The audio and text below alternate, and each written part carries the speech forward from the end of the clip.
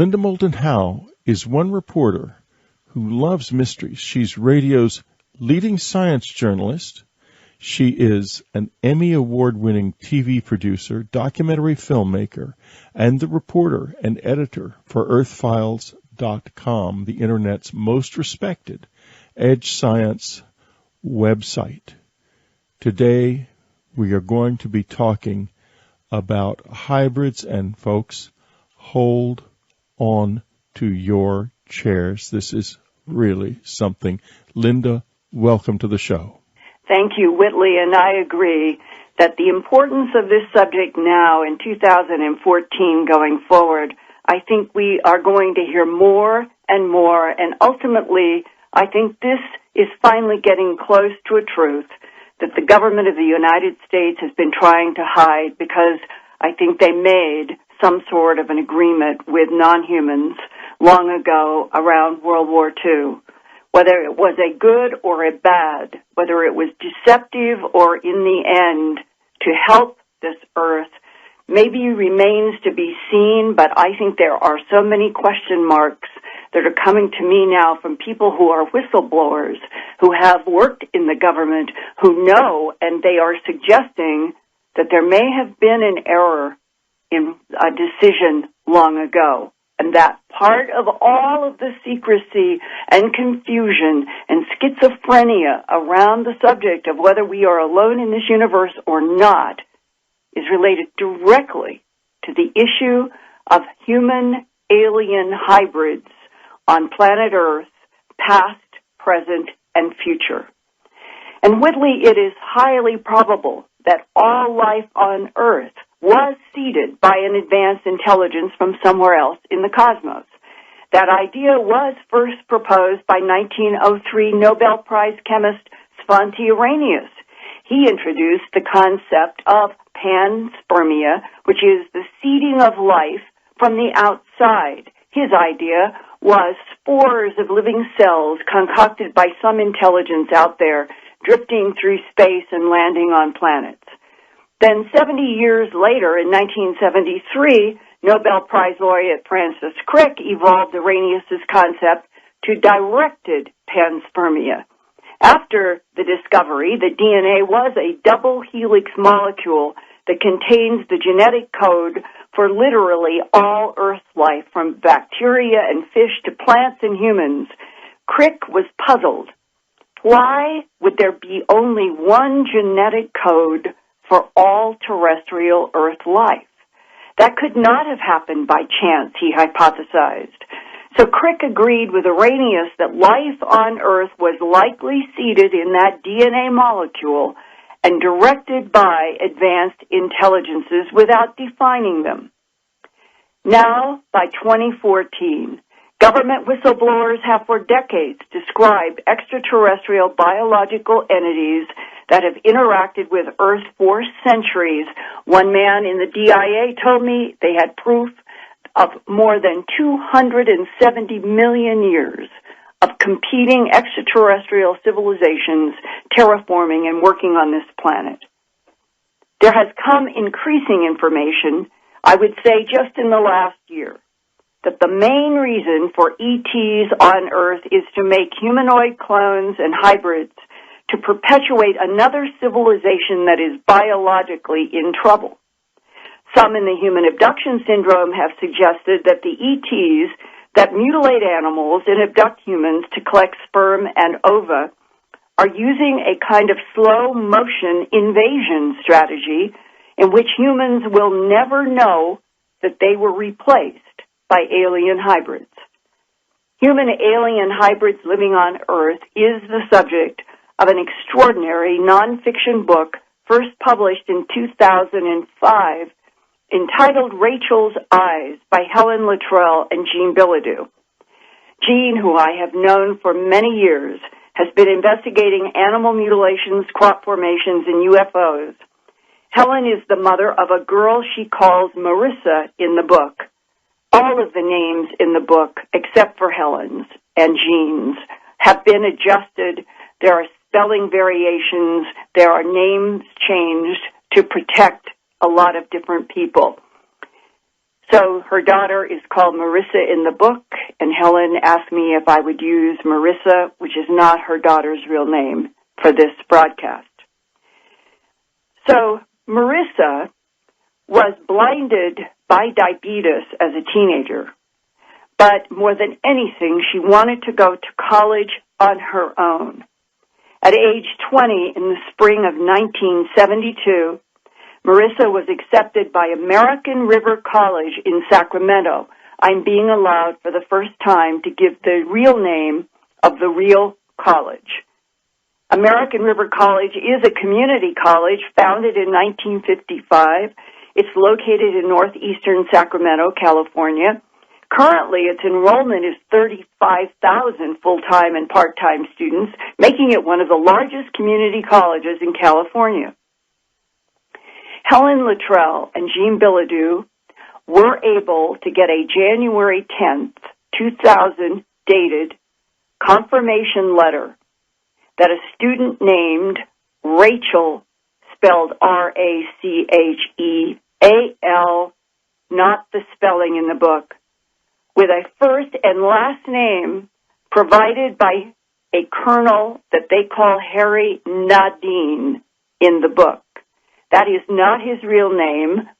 The real last name has been protected, and in earthfiles.com, my news website, with Helen and Jean's permission, I have the original copy of the American River College of the letter, and the letter came from the Dean of Enrollment Services, and it says, quote, "This letter from the American River College in Sacramento is dated January 10th, 2000. It was addressed to Jean and Helen to verify that they had a student, and they spell it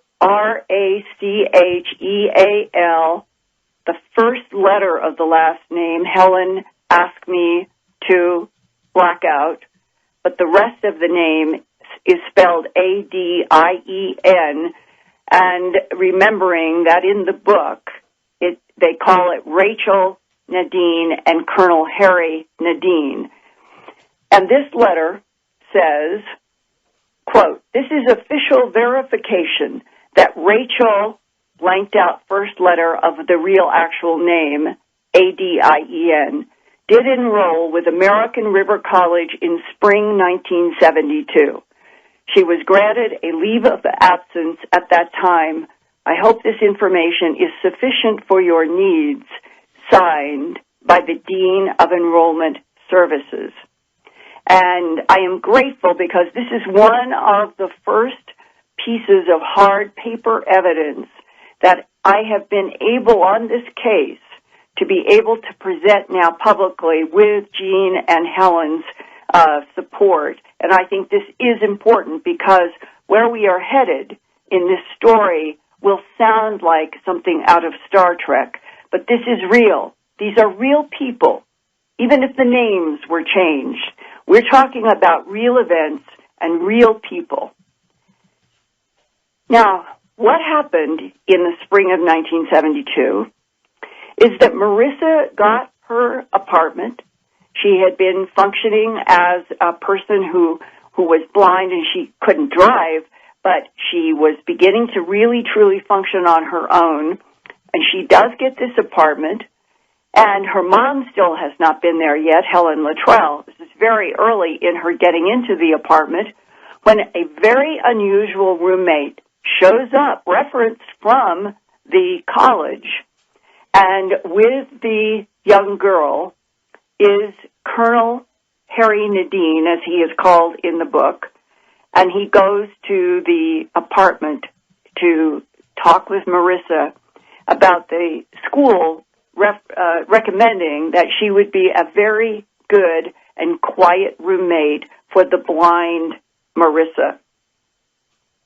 Now, the colonel would eventually tell Helen and Marissa that he had worked since 1956 at a highly classified underground facility called Four Corners, many miles south of Ely, Nevada, which is a connection point en route to the northern edge of Area 51, Groom Lake, Nellis Air Force Base, Nevada, long associated with secretly housing a few live extraterrestrials and trying to back-engineer extraterrestrial craft and technologies.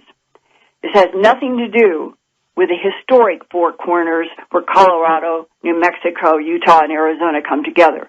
This is in the Area 51 complex on the northern edge. And I have a very good map because it goes back to approximately the 70s that I have kept and made ink notes in, and I have put this at earthfiles.com because it is the clearest map that you can get your hands on today to look at this geography, because new maps are making certain that old information about that part of Nevada and the test site are eliminated. So the old maps actually have more information, and I have that map at earthfiles.com. Now, Colonel Nadine ended up telling Marissa and Helen Luttrell this astounding statement, that he worked in what was called a, quote, humanization program, where extraterrestrial human hybrids were taught how to fit into modern human Earth society, underground at the northern edge of Area 51.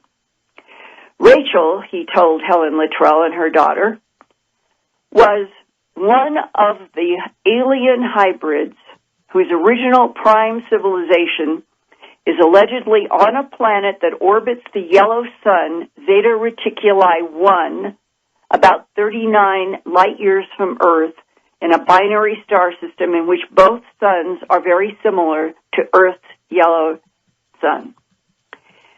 And for those who have been listening to Dreamland and going to Earth Files for a long time, you will immediately think of the famous Betty and Barney Hill first publicly released abduction case in the early 1960s, because that is the one where Betty Hill, under hypnosis, drew a star map that she was exposed to by gray beings on some sort of craft, and that Marjorie Fish, an amateur astronomer, was able to take that information from Betty Hill's drawing and construct a three-dimensional segment of this part of the arm of the galaxy that we are in, the Milky Way galaxy, and was able to pinpoint other suns in our neighborhood, two of which are a binary system, Zeta Reticuli 1 and 2, approximately 39 light years from Earth.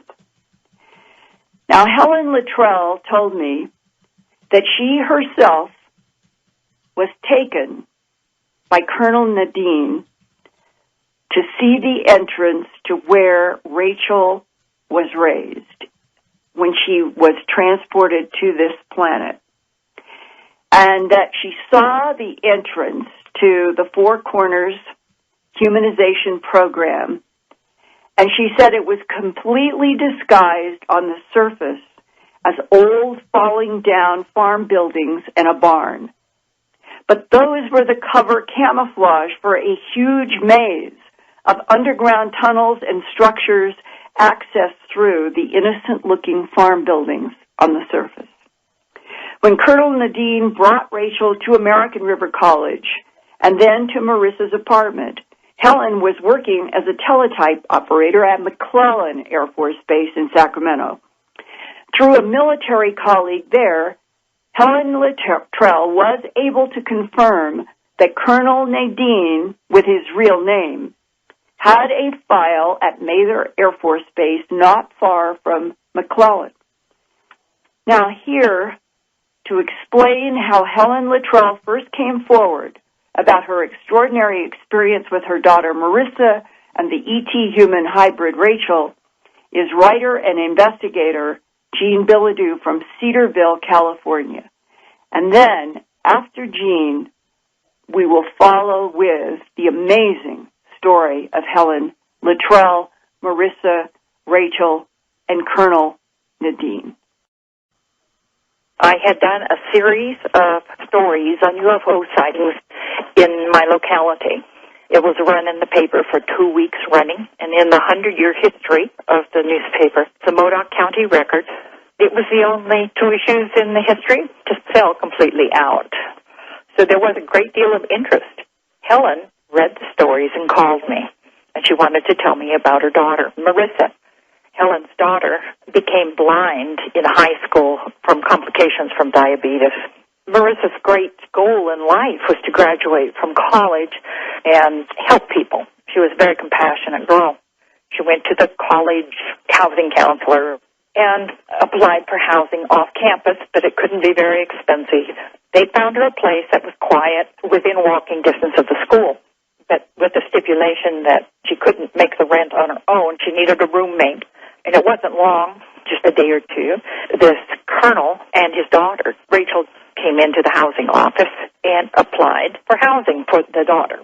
Rachel had to have a special diet, and Marissa said, well, I have to have a special diet, too. I'm diabetic. And they reached an agreement and became roommates. Marissa began to notice that Rachel pronounced each word very distinctly and almost in a monotone, a mechanical-sounding monotone.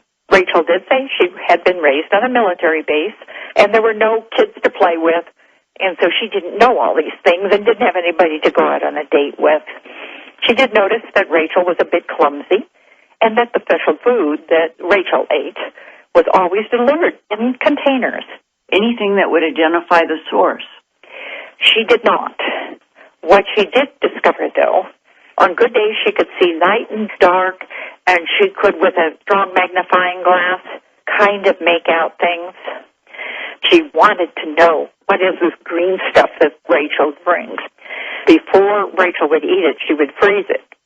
And Marissa went in one day when Rachel wasn't home and took a box out and examined it very carefully.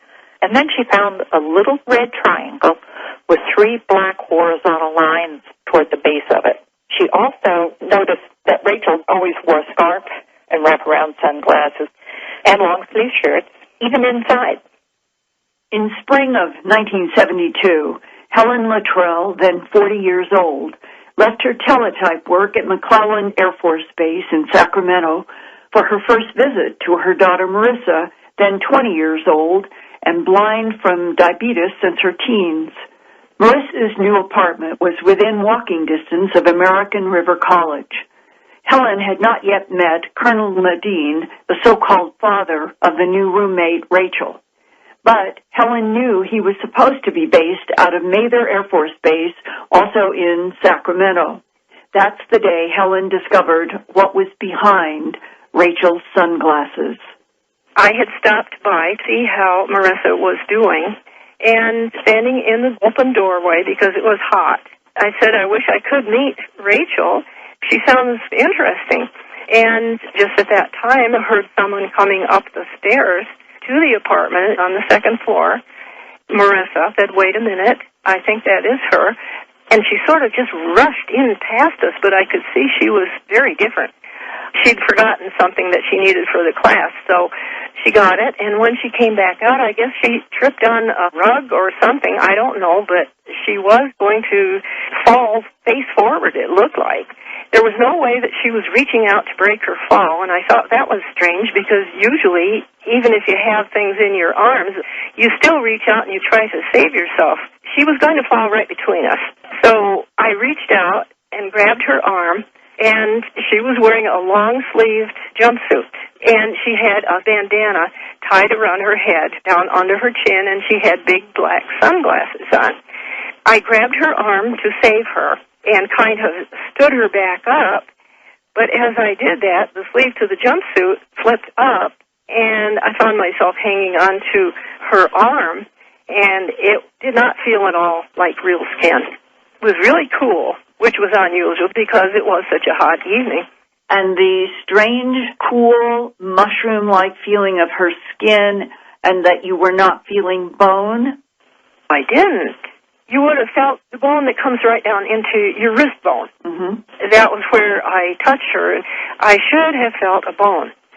It felt spongy. didn't feel firm like it should have.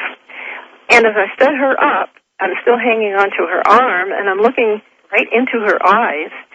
Because her glasses fell? Yep, they slipped down. They didn't fall off, but they slipped down on her nose. And I could see huge green eyes with vertical black slits. And the color of that green? Was avocado green, the inside of an avocado. Were there any whites to the eye? None.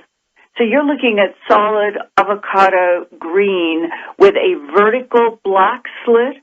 Yes. So this would be closest to, would it be a reptile snake?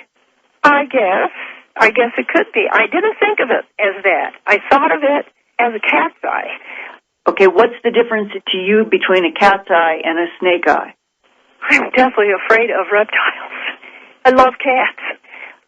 Well, usually a cat's vertical pupil might be a little wider than a snake's vertical pupil. Oh, yes.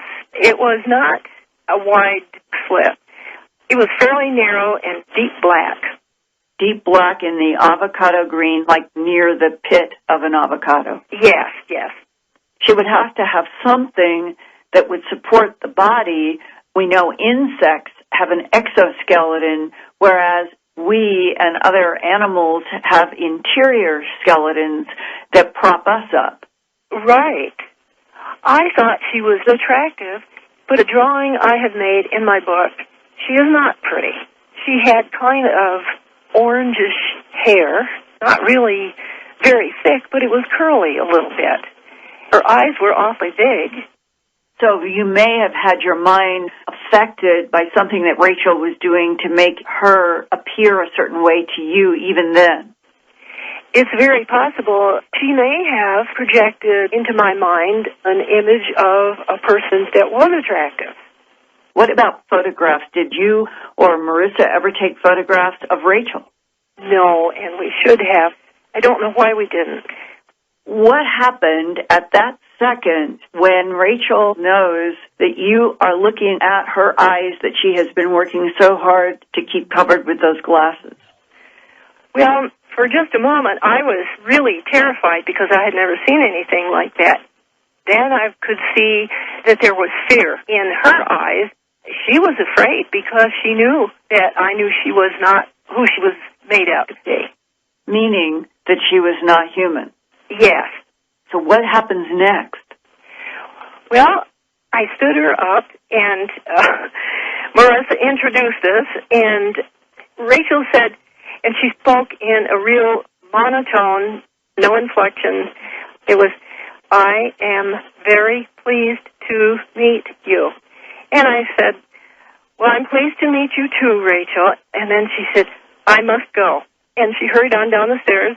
So then I told Marissa, "I have to go too," and we just didn't discuss that incident. There's a lot of things like that I think about after all these years. Well, we should have stood there and talked about that. Well, now, what was the next interaction that you had with Marissa and Rachel? Let's see, I think the next one was when we had a meeting, because obviously she told the colonel, her father, what had happened, and so he asked to have a meeting with me and Marissa, and he would give us some information about Rachel.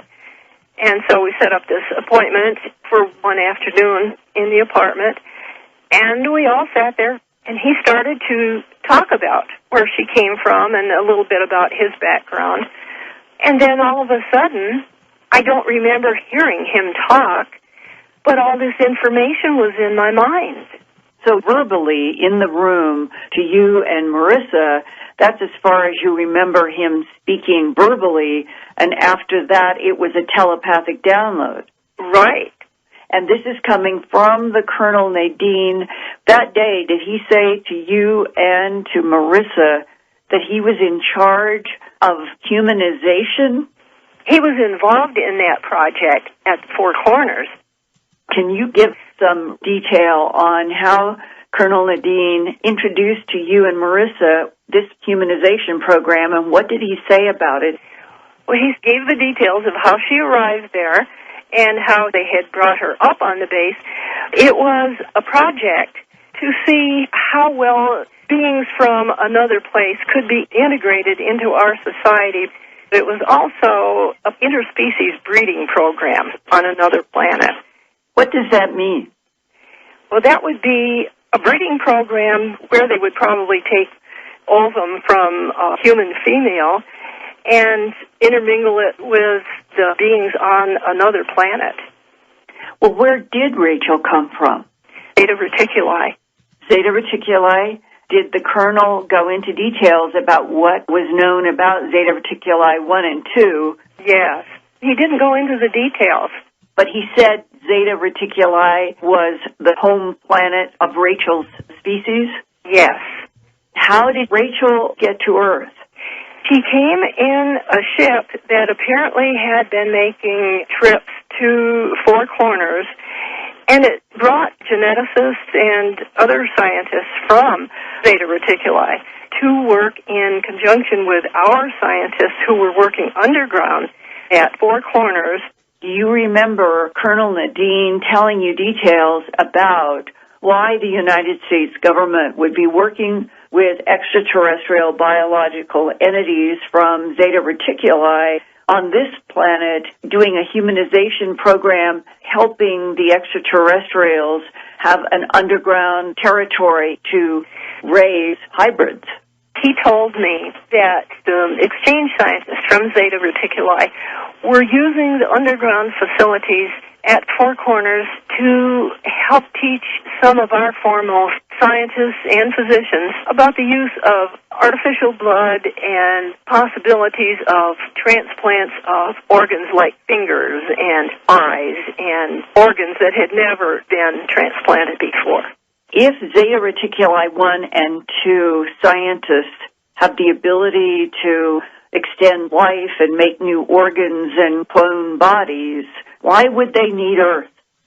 I never could figure that out, except that there must have been, as you said before, some sort of a treaty where there was some exchange, but I don't know what the incentive would have been to us, except knowledge. Did Colonel Nadine talk to you specifically about animal mutilations and human abductions?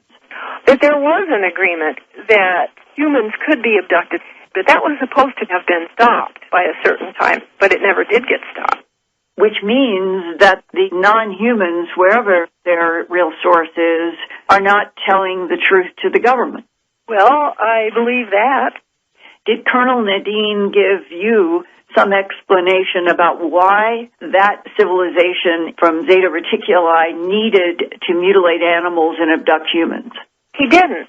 It's as if I were programmed to just accept what was told to me and don't ask any questions. What did he tell you about his relationship with Rachel, how it started and what happened? Well, at Four Corners, when he was first assigned there, he was on what was called the Blue Team, the crew that went out whenever there was a ship coming in, and if they were in trouble, his team would go out and try to recover any occupants that they could or put out the fire or whatever they could do. And this one particular one that they went out to investigate, they saw that it was going to crash. And so they stood by, and Rachel was thrown out, I believe, in a part of it when it crashed. And then he could see a little movement in it, and so he got her out. And she only had some minor burns, I believe, on her arms. And by the time he got her out, they were beginning to heal themselves up.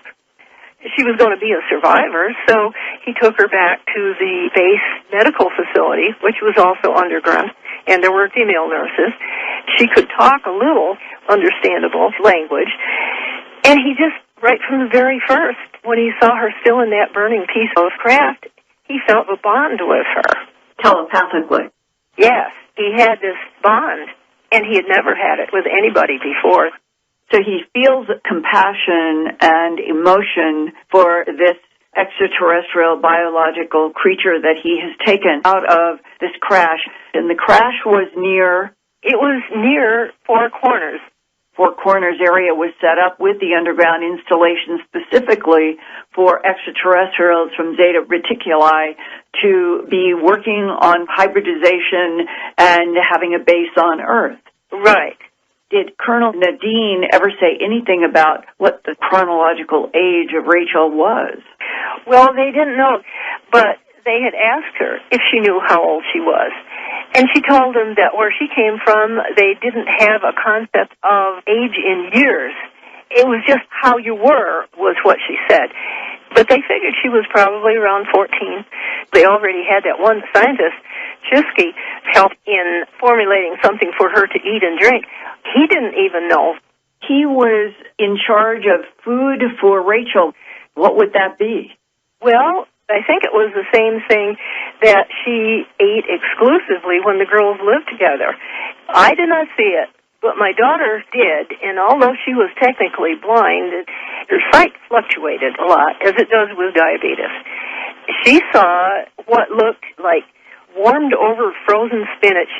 She said it was awful looking, but yet she wanted a taste of it, and Rachel wouldn't let her. She said it wouldn't be good for her. But Rachel had to eat nothing but that, and she also could drink nothing but a special liquid. This ties into this issue of information over the years has been at least some of the extraterrestrials have a fluid in their body that is chlorophyll and not like our blood.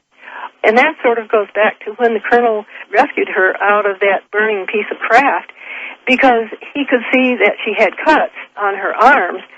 But as he pulled her out to safety, then he could see that those were beginning to heal. But the little blood that was on the outside was very pale. Blood has a thicker consistency to it. But this was like what you would call a serum. And it was pale pink. Not chlorophyll, but it was not blood either. The scientist Chisky, what kind of scientist was he?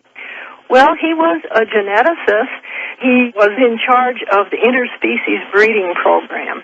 Interspecies breeding program. Yes. Why would the United States be participating with extraterrestrials on an interspecies breeding program? Well, I don't really have a good answer for that, except to say that I think they are continuing to do it. They've done it for years and years. And our government is never going to tell us.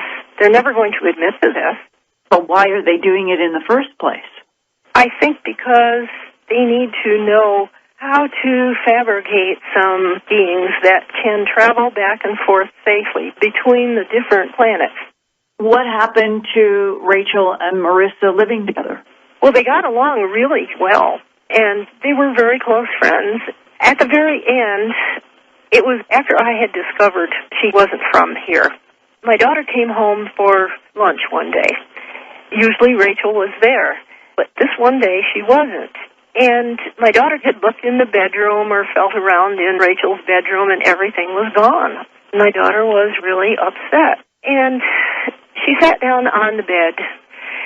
She looked around, and then she saw something attached to the mirror on the dresser. And she went over and took it off, and what it said was, "You have been a very good friend, Marissa, and I will miss you very much. I have left you a gift." And then my daughter realized that she had read the note, and she was legally blind, but she could read that. And she realized that the gift that Rachel had left her was the gift of sight. Amazing. And then she called me at work and told me what had happened. She didn't know what to do. She was really beside herself. So I said, well, I have this friend Bill in security, and he'd been a friend for quite a long time, and he owed me a couple of favors. So I thought, well, I'll call him and see if he can find out anything where the colonel is, and that'll give me a clue for Rachel. Actually, he is the one that had verified that the colonel and Rachel had really come from Four Corners in the beginning, and that I would be able to find out nothing more. It was really, really top secret. So I told him what had happened, that Rachel disappeared. He checked master base and see where the colonel is. And so he checked, and he called me back in just a few minutes. Those records have been pulled. There's nothing to be found. He's gone. So Colonel Nadine disappeared at exactly the same time that Rachel disappeared from Marissa's apartment, but Rachel left Marissa the gift of sight. Right, and it wasn't full sight, and it fluctuated, but it was just a lot better. It was a wonderful gift. Now, what happened to Rachel? Well, ultimately, I was abducted sometime after that, and I was shown some of her, what I call handlers. They were government people. They eliminated her. How many extraterrestrial human hybrids now live on the surface of this planet, let alone underground? I certainly don't want to think about being replaced, but I don't know, and that's part of the problem, too. Nobody knows the real answer because we're not sure that we can trust the extraterrestrials. And there, Whitley, is perhaps the rub. I had done a series of stories. And that, Whitley, is perhaps the rub of the last 60 years of humans in the FDR, Truman, and Eisenhower administrations being presented with the dilemma: do they introduce extraterrestrials to the planet before they understand who they are, why they're here, what the agenda is, or do they do a very secret treaty with the idea that they would get advanced technologies that were clearly moving people through space in some way that our government would not have understood in the FDR and World War II years, and our leaders wanted that technology, and so they thought that it was justified to do a treaty in which, yes, a few animals and yes, a few humans could be used by the extraterrestrials for research, because the ETs had convinced them that they were in some sort of a biological problem and this would help them. And over time, we get to this complex hall of mirrors with a quicksand floor, and Colonel Nadine disappeared at exactly the same time that Rachel disappeared from the apartment, and Helen Luttrell is convinced that Rachel was, the term eliminated, it could have meant that she was also taken back to Zeta Reticuli 1 and 2 as opposed to being killed. We will never know, I'm sure. Marissa, the daughter, ended up happily married, but suddenly at a holiday party on December 7th, 1990, she was laughing, she was with her husband in a Christmas holiday party, and dropped to the floor dead. My God, Linda, what a story. What a story. Rachel's eyes. What strange, strange things happen in the shadows of this world of ours.